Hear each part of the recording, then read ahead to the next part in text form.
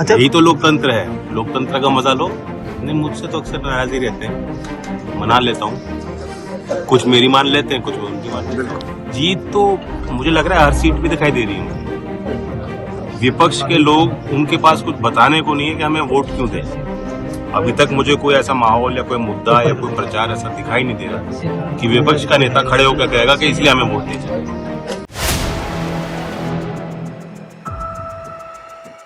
India गठबंधन और अखिलेश यादव का साथ छोड़ जयंत चौधरी एनडीए के साथ चले गए। भाजपा ने उनको अपने पाले में करने के लिए रालोद के लिए बड़े बड़े ऐलान किए, जिसमें से पहला इनाम जयंत को भाजपा ने चौधरी चरण सिंह को भारत रत्न के रूप में दिया।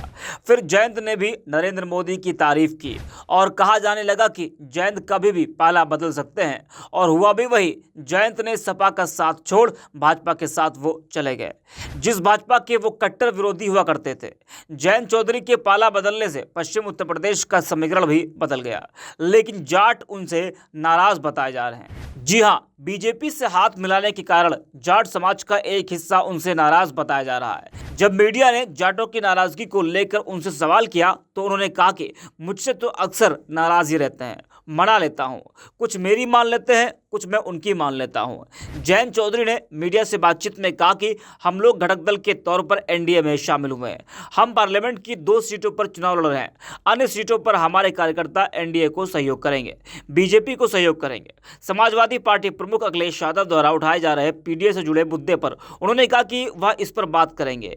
यही तो लोकतंत्र है, लोकतंत्र का मजा लो। क्या कुछ कहा जयंत ने, आपको सुनाते हैं। हम लोग घटक दल के तौर पे शामिल हुए हैं।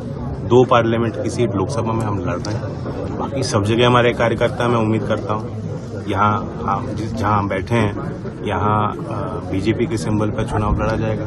उम्मीदवार घोषित भी हो चुके हैं। सब लोगों को साथ देना चाहिए।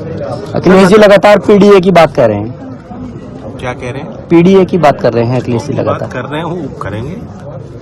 अच्छा, यही तो लोकतंत्र है। लोकतंत्र का मजा लो। एनडीए में जाने के बाद जाट काफी नाराज दिखाई दे रहे हैं आपसे। नहीं, मुझसे तो अक्सर नाराज ही रहते हैं, मना लेता हूँ। कुछ मेरी मान लेते हैं, कुछ मैं उनकी मान लेता हूँ। क्या मानते हैं गठबंधन में कितनी सीटें मिलने जा रही है?